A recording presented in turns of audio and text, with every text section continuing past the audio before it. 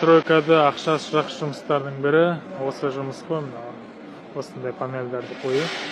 Сэндвич панель деп аталады. Бұны күндікке, сағатқа істесең де ақшасы жақсы, прайсқа, объемға істесең де ақшасы жақсы. Бұл жұмыстың бір жақсы жері, еще бір плюс мынандай складтың ішінде істейді екенсің. Керемет.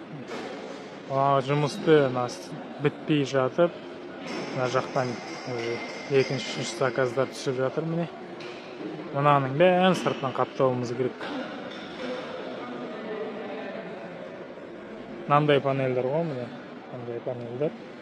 Арасында батасымен дайын болып келеді міне мынандай. Әртүрлі 6 метрлігі бар.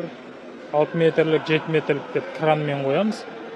Ал андай көтер алатын, өзіміз көтер алатын 3 метрлік, 2 метрлік деп қолмен қоя береміз ғой. Өте жақсы жұмыс, таза дегендей. Керемет.